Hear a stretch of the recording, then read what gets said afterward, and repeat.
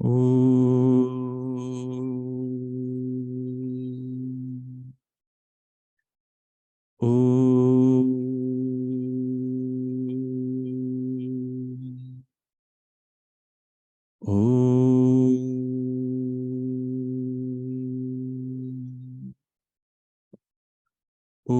Sahana Vavatu Sahanau Bhunaktu Sahaviryam Karavavahai Tejasvinavadhitamastu ma vidvishavahai.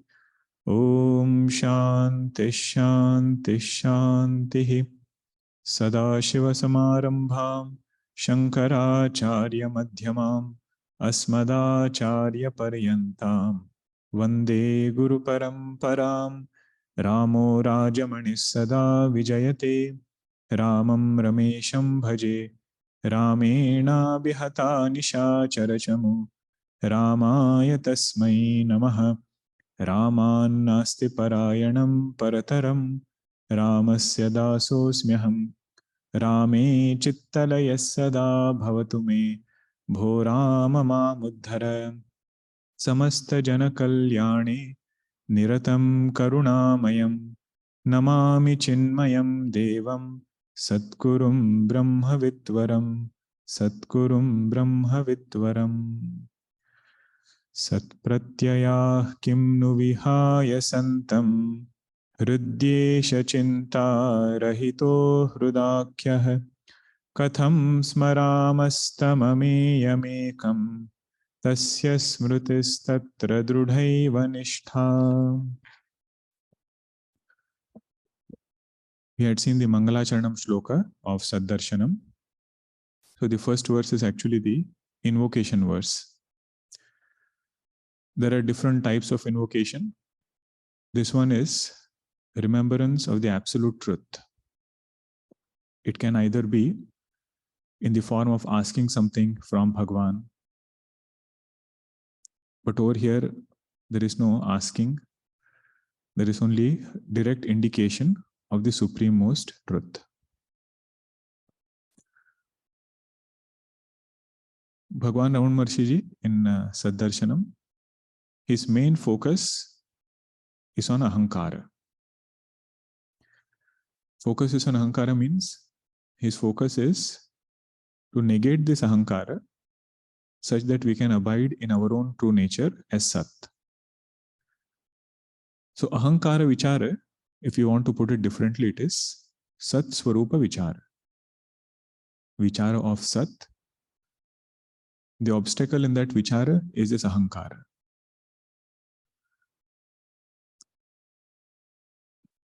The moment we identify with this finite conditioning, all the limitations of conditionings comes to Atma.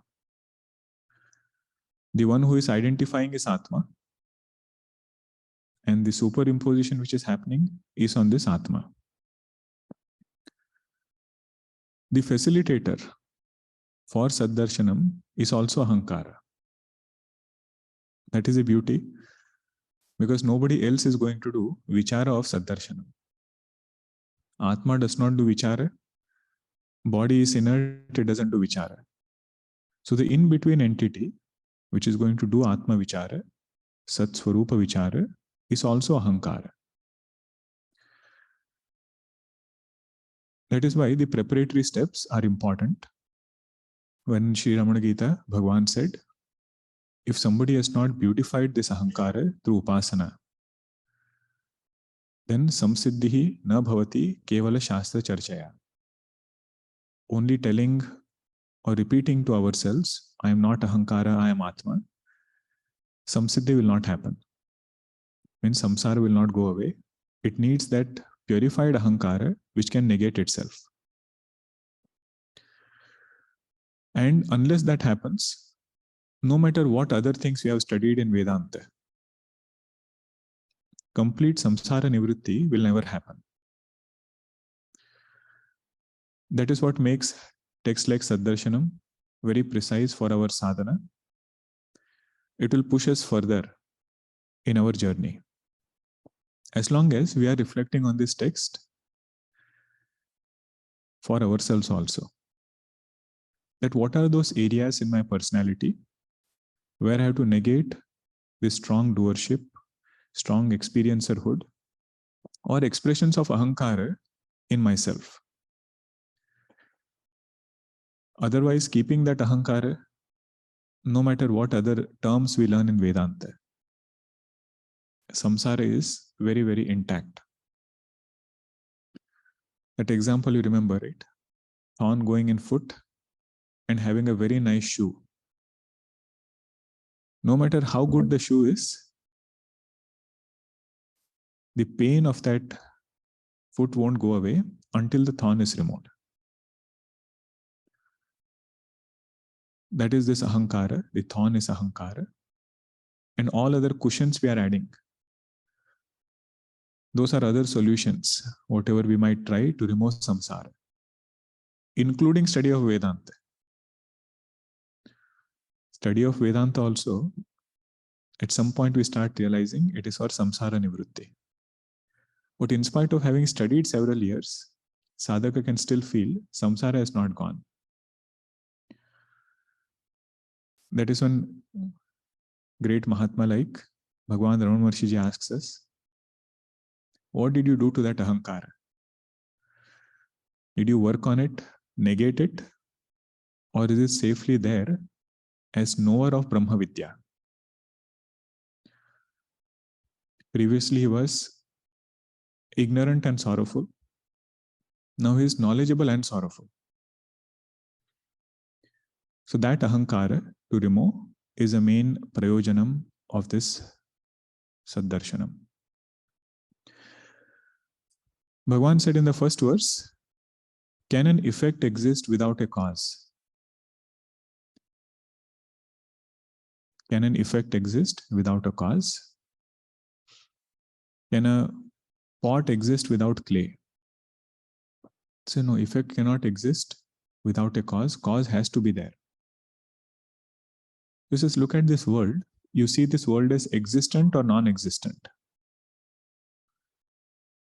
Everything in this world I see as existent, including ahankara, including this individuality, doership. I cannot say it's non-existent. If it is non-existent, why do we even have to bother about it? We don't bother about rabbit's horn. Like that, if ahankara is non-existent, we don't have to bother.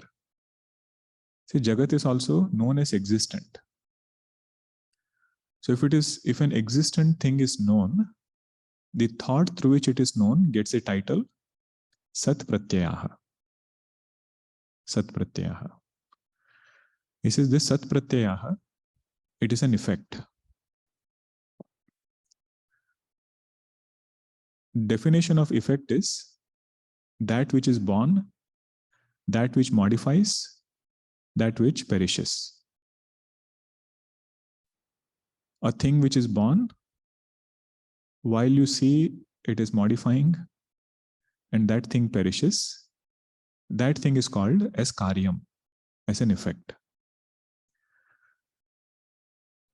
Look at this whole world and see whether it fits this definition or not. We say Jagat is karyam. Why do we say it is karyam? Because Jagat is born, it modifies, and it perishes. We say body is karyam. Same definition. It is born, it modifies, it perishes. Now the question is ahankara karyam or not? Are thoughts karyam or not? See, once you have a definition, you have to just fit that definition in all places. It is karyam because ahankara is born, it modifies, and it dissolves. Thoughts that we have, they are also karyam, they are also an effect. They are born, they modify, and they dissolve. So can a effect, can a karyam exist without karanam? So if Sat Pratyayaha are the effect, what is the cause? Cause for that is Sat. Means borrowing Sat from Atma alone, these thoughts are appearing. Just like the snake appears, borrowing its existence from the rope. In the example, it would be, can that snake appear without the rope? We say no. In the same way, the question is, can thoughts appear without Sat? To remove this idea that thoughts are independent takes a long time. Just like body we say body is by itself. Why do you need a substratum for body?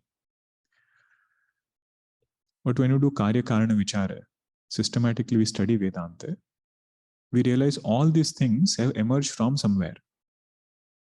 They are not absolute. If they were absolute, they would never perish. So if you say Sat belongs to thoughts, Sat belongs to body, definition of Sat is that which never gets contradicted, never perishes.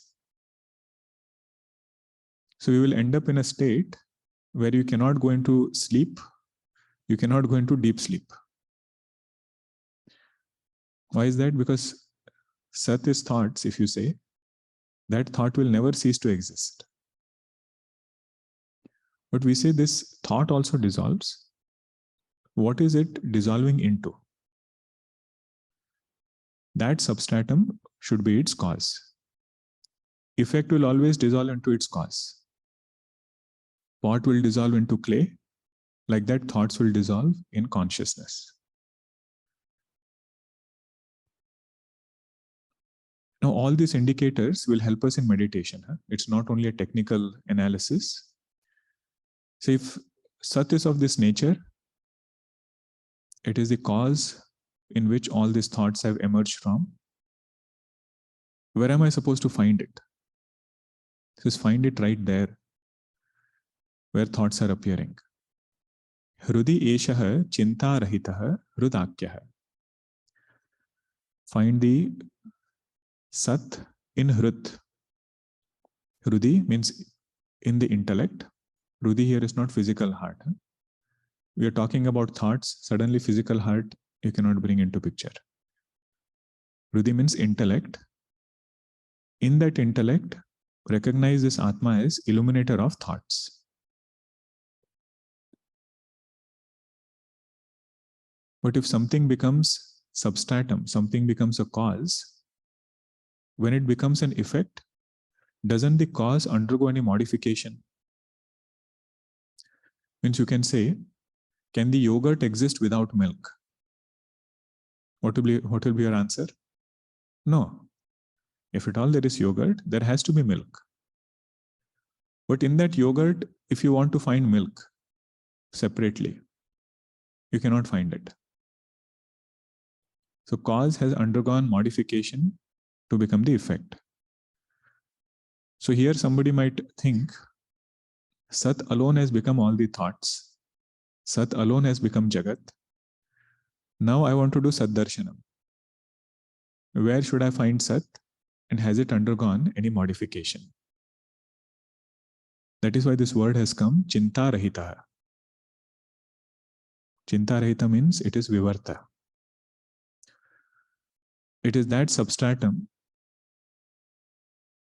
in which things are appearing. But that substratum itself does not undergo any change. Essential nature of Atma is devoid of thoughts. This point again we will see in Bhagavad Gita chapter 5. There is a Pūrva Paksha which is raised. So you keep talking about sannyasa. You say once you take sannyasa, all actions of that jnani ceases to be. So Bhagavan Shankaracharya himself raises Pūrva Paksha and he says, is it that action ceased only after sannyasa? Or were actions not there in Atma to begin with? Because he has dropped something, is that why action ceased? Or did he understand nature of Atma as that which never had action to begin with? Then those two words come, nadatte kasya chit papam, nachaiva sukrutam vibhuhu. That is to answer this Purvapaksha, that essential nature of Atma is devoid of action. Like that, essential nature of Aham is devoid of thoughts. Even thinking about this is very inspiring for a Vedanta sadhaka. When we sit down for meditation, majority of our time will go in handling thoughts. Some other thought will come, this thought, that thought. That I have to address with Viveka Vairagya. Sadhana Chatushtaya will help reduce quantity of thoughts. Sat Darshanam will be only a reminder that there is an entity which is Sat, which is my own essential nature, where there is no trace of thought, no trace of Jagat. Being aware to that Atma, being aware to that Sat is Sat Darshanam.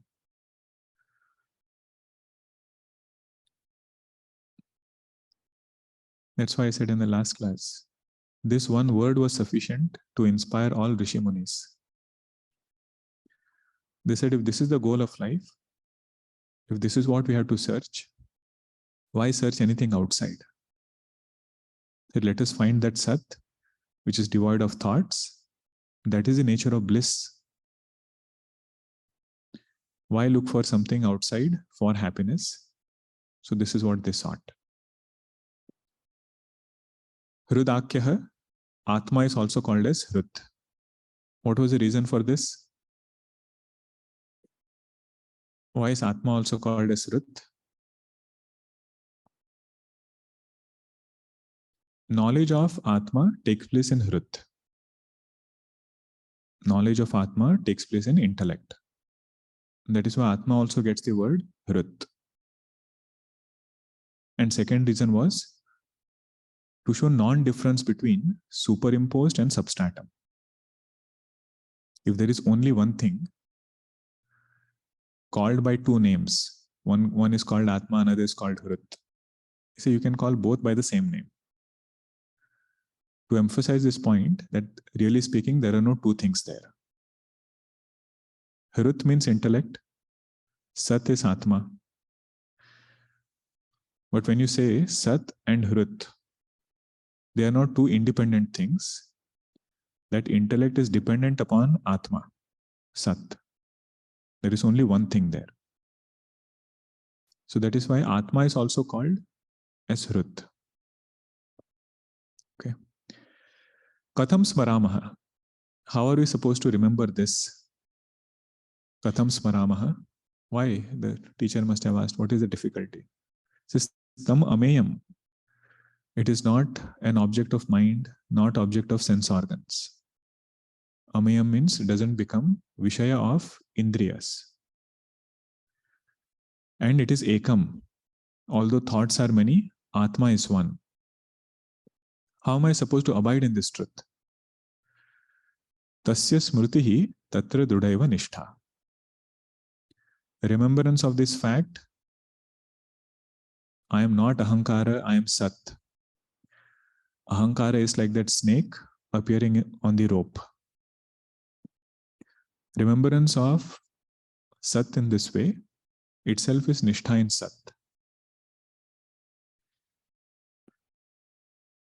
This can happen only when that thing is me, myself.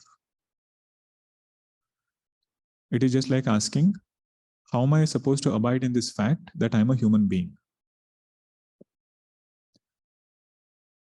I don't have to do anything to abide there. I just have to remind myself, this is who I am. If I start thinking I am somebody different, again remind yourself. So if I start thinking I am ahankara, remembrance of this fact that ahankara is mithya. And the substratum is Sat, that is who I am. This thinking itself is abidance in Sat. Tasya smrutihi tatra drudha eva nishtha. This was the technique that Bhagavan Ramana Maharshi Ji held on to very dearly. He said, no matter where you start, come back to this ahankara. Inquire there, negate it in its substratum. What remains? That is who you are. Now the question we should ask ourselves is, what is the obstacle in this smriti? If nishtha is so easy, I just have to remember I am Sat and I will get abidance in this Sat. What is obstructing me? What did Bhagavan Krishna say, second chapter? Dhyayato vishayan pumsah sangah teṣu upajayate sangat sanjayate kamaha kamat krodho vijayate krodat bhavati sammoha sammohat smriti vibhramaha. That is the main part. Sammohat smriti vibhramaha. Before that came anger. Krodat bhavati sammoha. Before that came kama. Means whenever there is desire, strong desire for this world, sense object, in desires we should always include opinions. In general, our desires are not going to be sense objects. They are going to be some opinion that we hold on to very closely, very strongly. The result of that is anger. And that anger is sufficient to make us forget whatever we have learned. So whenever we feel smriti is not happening, you see that should also have a cause. There can be no effect without a cause. So if smriti not happening is the effect, the cause lies here. Either kama or krodha. Okay. So the beauty of Sat Darshanam is every verse is an independent pointer to Sat Darshanam. There is no story. Verse 1, verse 2, no connection as such. Each verse has an introduction. So literally you can ask this question based on verse number 1. What is Sat Darshanam? For every verse you can ask this because they're independent. What is Sat Darshanam based on verse number 1? You all think about it. Okay. Next class we can discuss more. Now this first verse was invocation Mangalacharanam from Chaitanya standpoint, consciousness standpoint, from Sat standpoint. Now second verse is Mangalacharanam from devotion standpoint. It's a very beautiful idea where Bhagavan is blending Jnana and Bhakti. He says somebody who started from Jnana standpoint, how he reaches Jnana Nishtha. What did he say? Tasya smritihi tatra drudhaiva nishtha.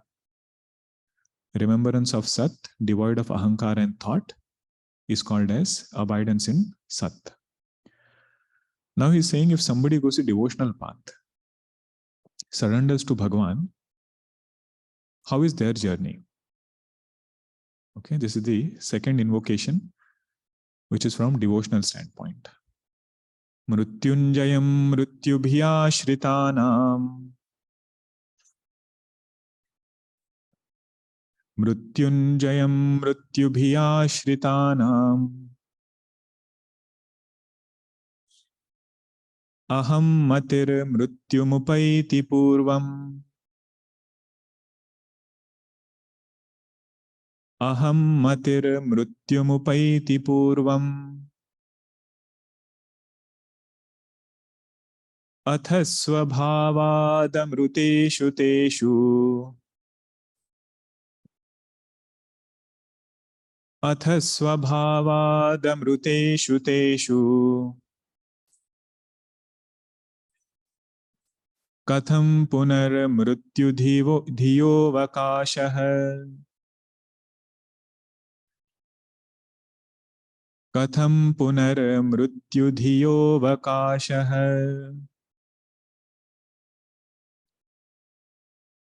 Together. Mrutyunjayam mrutyubhya shritanam ahaṃmatirmṛtyumupaiti pūrvam atha svabhāvādamṛteṣu teṣu katham punarmṛtyu dhiyo vakāshah. Mrutyubhya, out of the fear of mrityu, out of the fear of death, many devotees go to the Lord. The Bhagwan over here is Bhagavan Shiva, Mrityunjayaha. Mrityubhya Mrityunjayam Ashritanam. Ashritanam means those who take Sharanagati, those who take surrender, seek surrender in Bhagwan. Bhagwan does something very beautiful for them. What does he do? Ahaṃmatirmṛtyumupaiti pūrvam. Those who had fear of death, Bhagwan kills ahankara and removes the fear of death. Ahammatihi means ahankara. Mṛtyumupaiti means it destroys this ahankara. Pūrvam means first, means before doing anything else, he removes this ahankara, which was the root of fear of death. So here, mṛtyumupaiti means there is badha, there is negation of ahankara. Ahankara cannot be literally destroyed. Huh? In fact, if we literally destroy, we have not understood what is ahankara. Something which is illusory, and you say I destroyed it, means I have not understood what is illusion. It is just like saying, I had a brave fight with that snake and I drove it away. Illusory snake. You cannot drive away something which you call it as an illusion. Even if you drive it away that way, it's only a matter of time, it's going to come back again. So here also ahankara, when we say ahaṃmatirmṛtyumupaiti, means he has given knowledge to this sadhaka by which he is dissolving this ahankara in Sat. Okay, if this way is difficult, you look at it other way. This sadhaka goes to Bhagavan in such a way that he drops his ahankara and merges with the Lord. This is what Goswamiji would say. Devotee went to see Bhagavan Rama, to know Bhagavan Rama. But janat tumahi hui jaye. The moment he left ahankara, what he found himself was Bhagavan only. So Bhagavan says, if you are coming to me as Sharanagata, give your ahankara. What remains with you is that fearless Atma. In this way, he removes fear of death. What you have studied before, that you have to keep remembering. Huh? There is Atma, there is ahankara, there is body. Atma doesn't have direct connection with body. First, Atma gets erroneously identified with ahankara. That ahankara and body, they have sambandha. And because we identify with one body, there is fear of losing this body. Whereas Atma is substratum of all bodies. All shariras, there is no one sharira in which I am more attached. The one who makes us more attached is this ahankara. Ahankara removed means removing this erroneous notion, I am this body. Removing this erroneous notion, I am this deha. That is what is meant by ahankara nasha. Okay, ahammati is removed in that way. It is just like the pot space getting worried. What will happen to me when pot breaks? Pot space getting overly anxious, mrityubhya, with this fear that what will happen to me when the pot breaks? Take Sharanagati in total space. Who takes? Pot space takes in total space. What does total space tell the pot space? Hey, you have nothing to do with pot. Your svabhāva is immortality. Whether pot is there, pot is not there. No change is going to come in you. That is this line, ahaṃmatirmṛtyumupaiti pūrvam. One commentator, he writes, if at all we have to take ashraya, take ashraya in Mrityunjaya only, not in another jiva, because that jiva is also having mrityubhya. Means another jiva also is having fear of death. How can that person free us from fear of death? Take shelter only in Bhagavan, whose essential nature is Sat. Okay, that is the main idea here.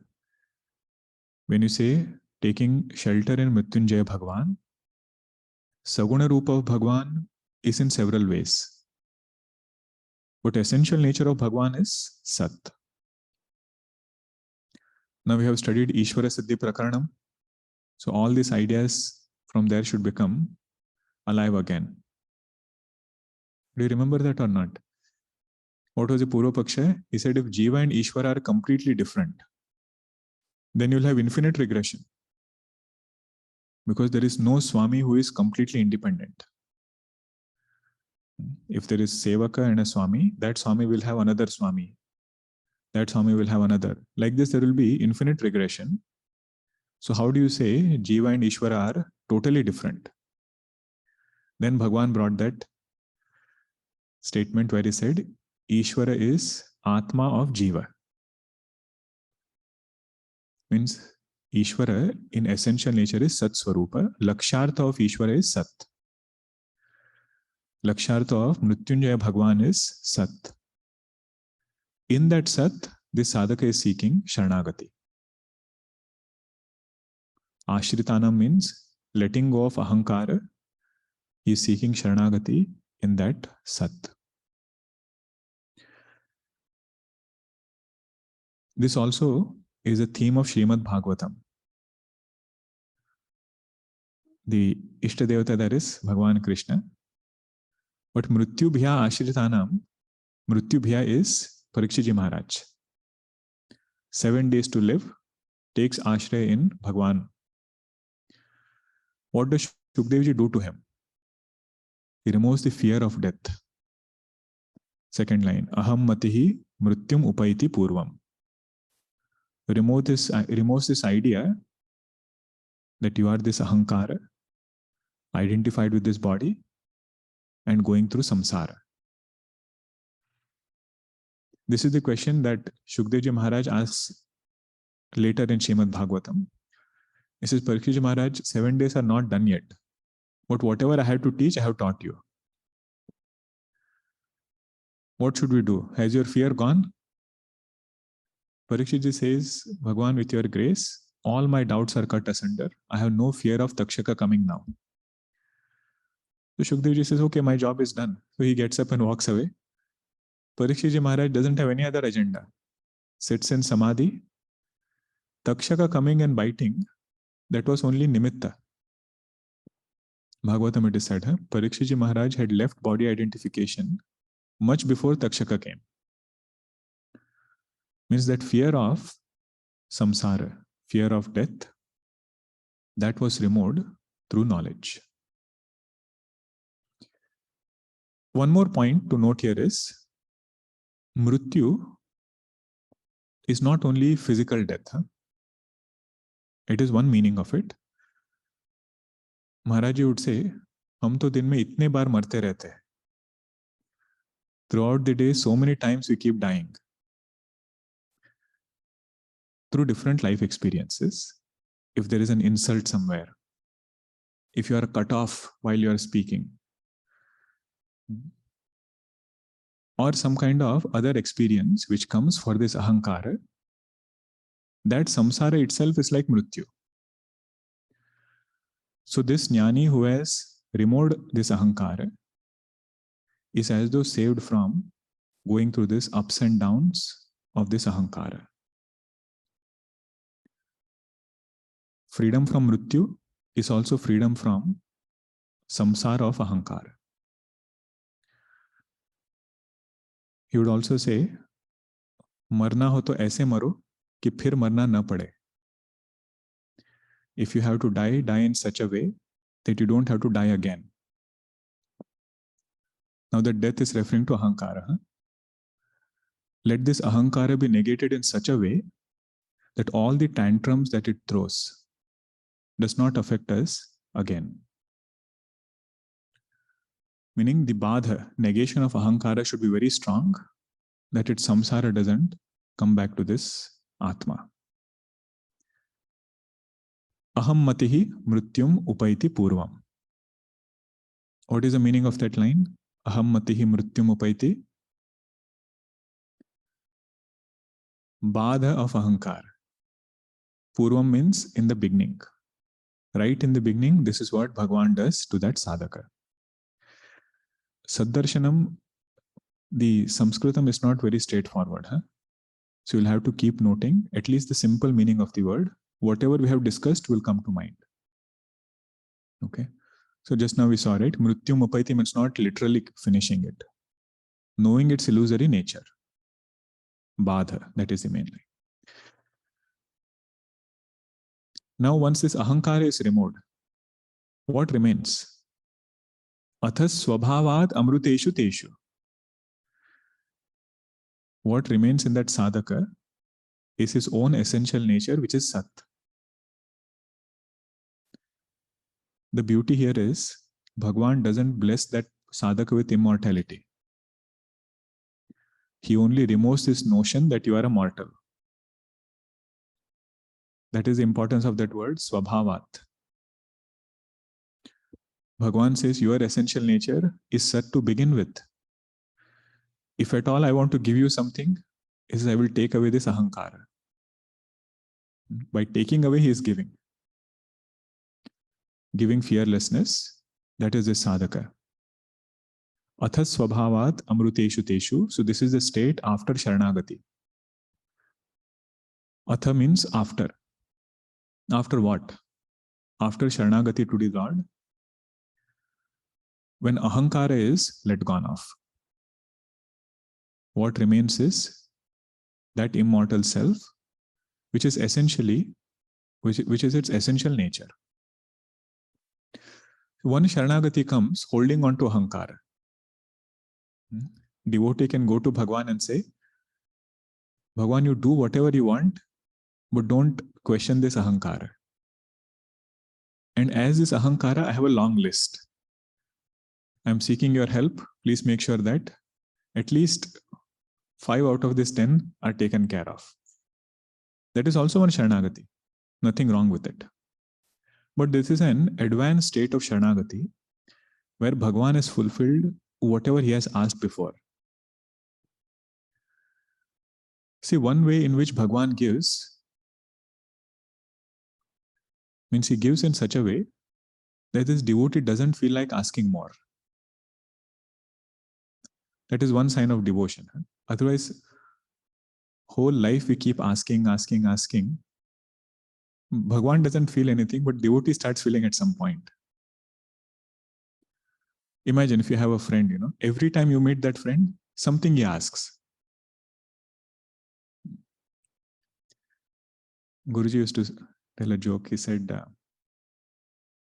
one boy, he would come to neighbor's house, always ask something or the other. Do you have chocolates? Do you have sweet? Do you have sugar? Now this neighbor was getting annoyed every time he asked something. So this time he said, do you have a cricket bat? Do you have a cricket bat? He said, no, I'm going to play cricket right now. I don't have it. I can't give it. Then give me your hockey stick. I'll go and play. There's somebody who is always asking. At some point he will feel, how am I living my life? And this sadhaka is now doing sharanagati of this ahankara. Previously it was sharanagati with ahankara. Now it is without. Atha svabhāvādamṛteṣu teṣu katham punaha mrityudhyaha avakāshaha.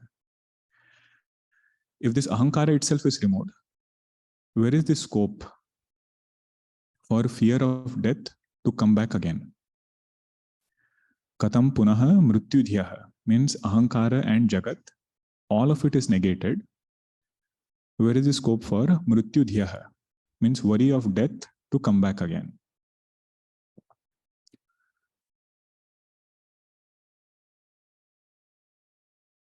All the words are clear of this shloka now. Now there is a symbolic reference also for this particular verse. So Mrityunjaya, name of Bhagavan, came in the prasanga of Markandeya. There was a boy whose parents Bhagavan asked, you have two choices. They had prayed to Bhagavan to have a child. He said, you have two choices. One child who will live 16 years, very brilliant, will be a great saint. Another who will live a long life, but won't do anything meaningful. Parents said, what is the use? Let us go for the first one. Let him be a great rishi. Short life is okay. We will deal with it later. So as his 16 year was approaching, parents were very unhappy, very sad. So Markandeya, he goes and says, Mother, why are you sad? Then she tells him, this is what had happened before, and your lifespan is only 16 years. He says, don't worry, Mother. Bhagavan Shiva is there. I will go and surrender to him. He will take care. And then it is said he does this tapasya in a temple just with this mantra, Om Namah Shivaya. Right until that point when the Yamadutas come. And Yamadutas, when they come, it is said they have to take a noose and they put around that person and take away. They say today's person is Markandeya, put that noose. But when they put, it goes around the Shivalinga also. Then when they try to pull it, the Shivalinga also comes. Then Bhagavan comes, takes avatar, and then makes Markandeya Rishi Chiranjeevi. Removes the fear of death for him for good. That is why Bhagavan gets the name Mrityunjaya or Kala Kalaha. The one who is the destroyer of Kala, that is Bhagavan Shiva. So that also is the symbolic side of this. Mrityunjayam mrityubhyashritanam ahaṃmatirmṛtyumupaiti pūrvam. Removes the fear of death from its root. And it is said, right after this, Parvati Ji, she takes avatar and blesses Markandeya Rishi.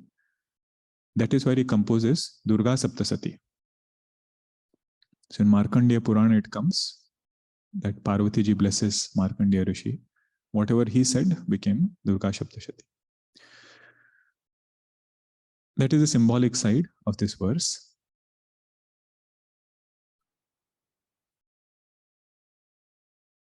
If you ask second verse, what is Sat Darshanam in this verse?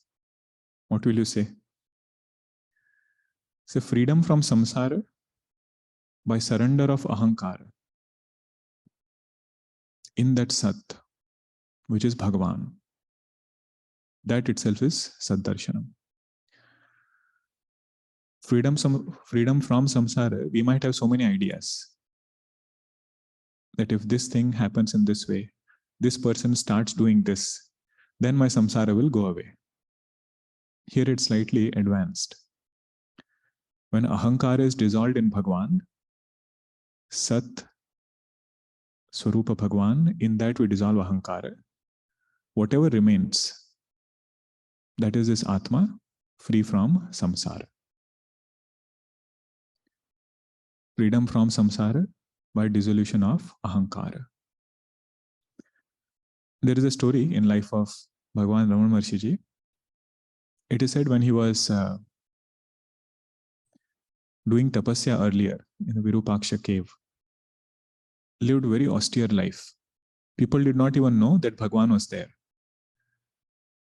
But later on, as activities came about, his name became more well known. Even if he did not want, so many things started developing around him. So all that he accepted was one couch where he would sit, give darshan. People came, You would ask something. If you felt like answering, you would answer. And of course, some Annakshetra was there. Some other things. Ashram came about. So one disciple comes and says, Bhagavan, you started your journey with such austerity. Lived in that cave, did not take food, meditated for long, long hours. And now how come you are living amidst all these luxuries? He says, it looks like the Swami is getting spoilt.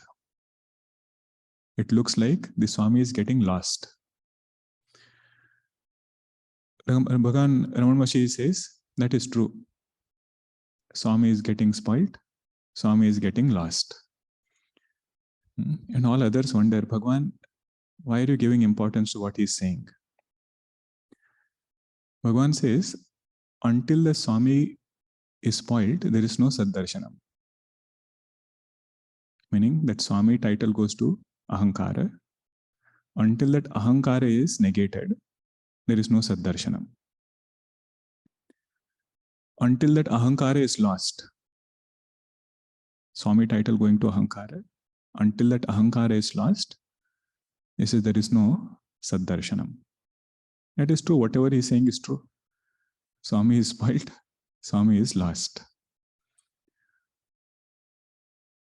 And in other place he writes, the one who is critiquing is doing a great seva. He says they can critique only the self, only the ahankara, not the self. It can only come to ahankara because self of the one who is critiquing, self of the one who is critiqued is the same. So how can you critique your own self? And this ahankara was something we wanted to let go of anyway, right? So they are actually helping. Helping even more than those who are praising. This is another way to look at Kabir Dashi's doha. Ninda kanere rakhiye, angana kuti chhawaye. Keep all your critiques very close to you. Build a house in your backyard. Kuti chhawaye. Kuti means hut in your backyard. Bina pani sabunu binu, nirmala kare suhaye. Without water, without soap, they will cleanse us of this ahankara and actually help us in abiding in the self. Now we don't have to invite critics. If at all they are there, he says don't get too bothered. Don't be surprised. Don't get too bothered by it. Okay? Because this whole journey is of mistaken identity. The day we realize this, that is the day when our spiritual sadhana will really start.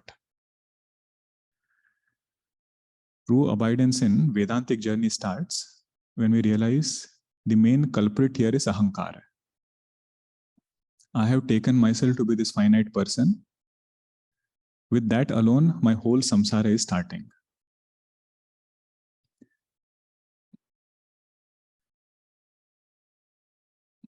I had heard one humorous anecdote, okay?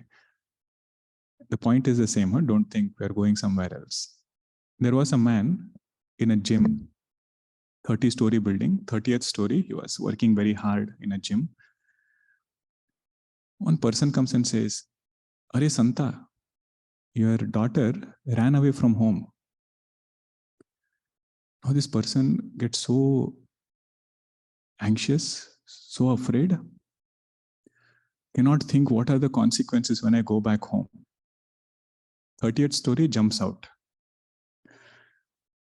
By the time he reaches 20th story, he realizes I don't have a daughter. By the time he reaches 15th, he says I'm not even married. And by the time he reaches 5th story, he says I am Banta, I am not Santa. What did I do? The point is, if mistaken identity is there, samsara is a result of that mistaken identity. I took myself to be this ahankara. That was the first mistake. Then identified with this body, second mistake. And Jagat is real, third mistake.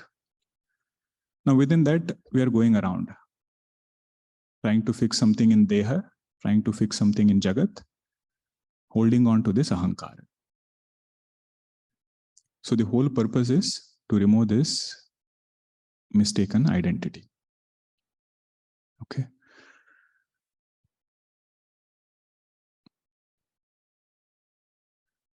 Now this verse was regarding Sharanagati. First one was Jnana Nishtha, second one was Sharanagati, but the goal is the same. Only of a Jnana Nishtha, Sharanagati is complete. Only the one who is abiding in that Sat, only that person has completed the journey of Sharanagati. And only the one who starts on this path of Sharanagati will reach that Sat. Both things are there. Started with Jnanam, end in Sat, that Sharanagati is complete only for a Jnana Nishtha. Means you get Nishtha in any other thing. That is not the final goal. Devoid of ahankara, that abidance, that alone is the final destination. And Sharanagati, only the one who starts on that path, that person will reach this. Including Sharanagati with ahankara. That's why we said, even if somebody goes to Bhagavan with ahankara, that is the first step. Now the question becomes, the moment you say Sharanagati, the triad creeps up. What is the triad? Ahankara, Jiva, Jagat, the world in which that Jiva is living, and the one in whom he is seeking Sharanagati, Ishvara. Jiva, Jagat, Ishvara. The triad will come up. This where is non-duality then? If you are saying there is only one truth, how come we are seeing Jiva, Jagat, Ishvara? Won't that bring duality? Because you have started using the phrase now, Sharanagati. So to address that, Bhagavan is giving the third verse. Sarvair nidanam jagato hamascha. Sarvair nidanam jagato hamascha. Vachyaf prabhuv kaschidapara shaktihi. Vachyaf prabhuv kaschidapara shaktihi. Chitre tralokyam cha vilokita cha. Pataf prakasho pyabhavat sa ekah. Pataf prakasho pyabhavat sa ekah. Sarvair nidanam jagato hamascha. Vachyaf prabhuh kaschidapara shaktihi. Chitre tralokyam cha vilokita cha.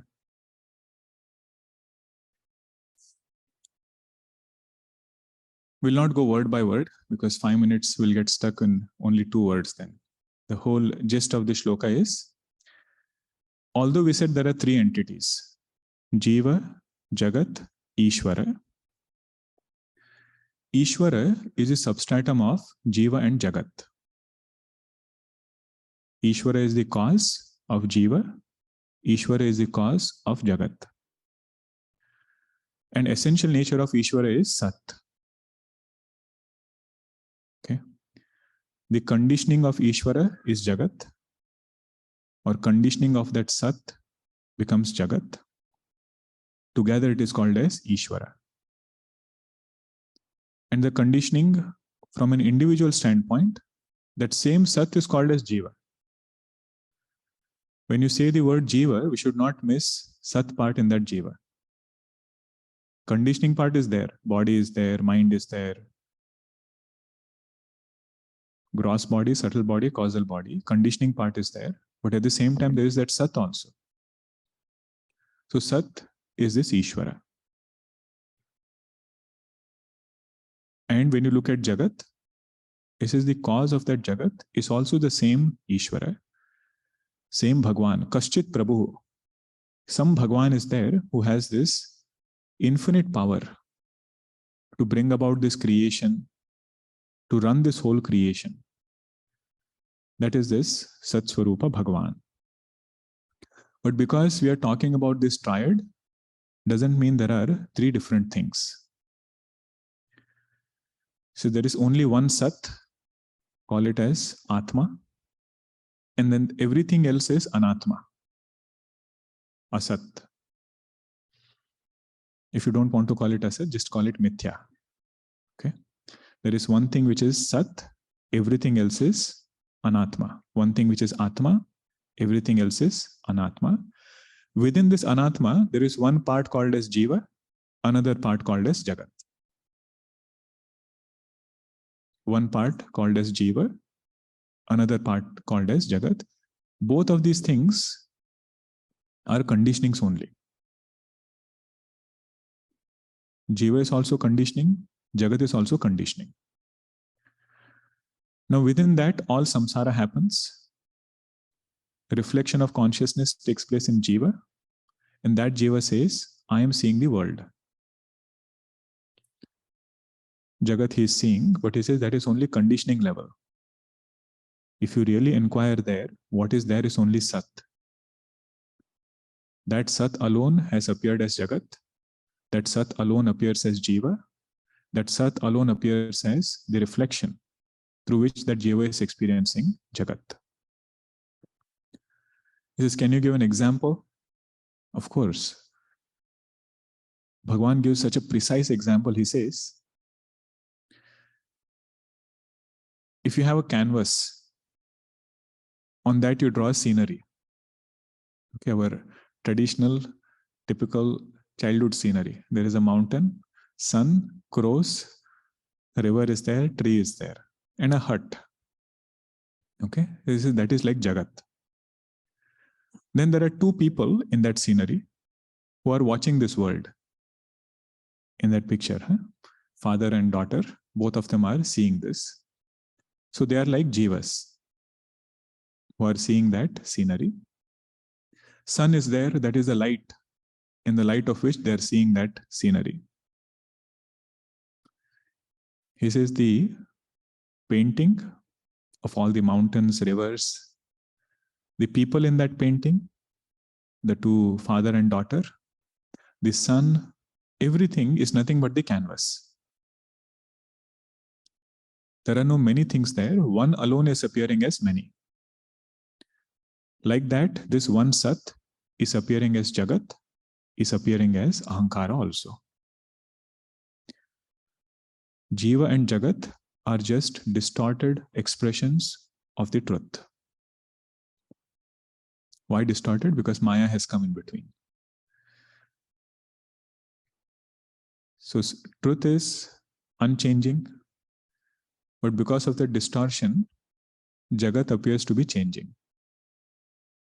Really speaking, there is only Sat. But nature of Sat, nature of Jagat are very different. But he says, because you are talking about three entities, Jiva, Jagat, Ishvara, there are no three entities, there is only one. That Sat Swarupa, which is essential nature of Ishvara. Puja Guruji has given a beautiful example. He says, instead of painting, you take painting made of wool. Sometimes they knit and do a painting. You have one yarn or one bundle of that wool, and you continuously keep doing. That whole painting which is there, same things you might have. Mountain, river, two people. All of that is nothing but that wool. In the same way, that same Sat has become Jiva, has become Jagat. That same Sat has become ahankara and the Jagat that this ahankara sees. Word by word meaning we will see in the next session. Om Purnamadah Purnamidam Purnat Purnamudachyate Purnasya Purnamadaya Purnameva Vashishyate Om Shanti Shanti Shanti. Harihi Om Shri Gurubhyo Namaha. Harihi Om. Text like Sat Darshanam, we benefit a lot when we discuss. Texts like Hanuman Chalisa, Bhajagovindam, they are more applied. So that discussion will be mostly, it is productive, but Hanuman Chalisa, you cannot have a lot of study group kind of discussions. But some texts like Sat Darshanam, it's very beneficial, even if you go through the literal meaning. What every word means, if you can go back, that would be ideal. So we'll have a small discussion here, half an hour after. Whoever wants can join. Those who are in person can stay back. That is the plan. Okay. Hari Om.